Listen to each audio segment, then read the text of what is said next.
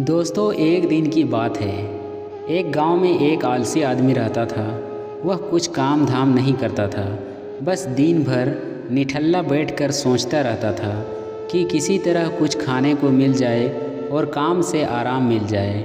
इस प्रकार के आदमी आपको हर जगह, हर क्षेत्र, हर कंपनी, हर फैक्ट्री और हर ऑर्गेनाइजेशन में मिल जाएगा, जो निठल्ले बैठकर सिर्फ़ और सिर्फ दूसरों की बुराई ही सोचते रहते हैं। दिखावा के लिए बताएंगे कि वह सबसे ज़्यादा व्यस्त है, लेकिन वास्तविकता कुछ और ही होता है। एक दिन वह यूं ही घूमते घूमते आम के बाग में पहुंच गया।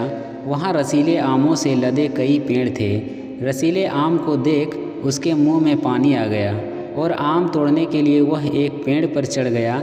लेकिन जैसे ही वह पेड़ पर चढ़ा, बाग का मालिक वहां पहुंच गया। बाग के मालिक को देखकर आलसी आदमी डर गया और जैसे तैसे पेड़ से उतरकर वहां से भाग खड़ा हुआ। भागते भागते वह गांव के बाहर स्थित जंगल में जा पहुंचा। वह बुरी तरह से थक चुका था, इसलिए वह एक पेड़ के नीचे बैठकर सुस्ताने लगा। तभी उसकी नज़र एक लोमड़ी पर पड़ी। उस लोमड़ी की एक टांग टूटी हुई थी और वह लंगड़ा कर चल रही थी। लोमड़ी को देखकर आलसी आदमी सोचने लगा कि ऐसी हालत में भी इस जंगली जानवरों से भरे जंगल में यह लोमड़ी बच कैसे गई, इसका अब तक शिकार कैसे नहीं हुआ। जिज्ञासा में वह एक पेड़ पर चढ़ गया और वहां बैठकर देखने लगा कि अब इस लोमड़ी के साथ आगे क्या होगा। कुछ ही पल बीते थे कि पूरा जंगल शेर की भयंकर दहाड़ से गूंज उठा, जिसे सुनकर सारे जानवर डर के मारे भागने लगे। लेकिन लोमड़ी अपनी टूटी टांग के साथ भाग नहीं सकती थी, वह वहीं खड़ी रही। शेर लोमड़ी के पास आने लगा। आलसी आदमी ने सोचा कि अब शेर लोमड़ी को मार कर खा जाएगा, लेकिन आगे जो हुआ वह कुछ अजीब था। शेर लोमड़ी के पास पहुंचकर खड़ा हो गया। उसके मुंह में मांस का एक टुकड़ा था, जिसे उसने लोमड़ी के सामने गिरा दिया। लोमड़ी इत्मीनान से मांस के उस टुकड़े को खाने लगी। थोड़ी देर बाद शेर वहां से चला गया। यह घटना देखकर आलसी आदमी सोचने लगा कि ईश्वर सच में सर्वोत्तम है।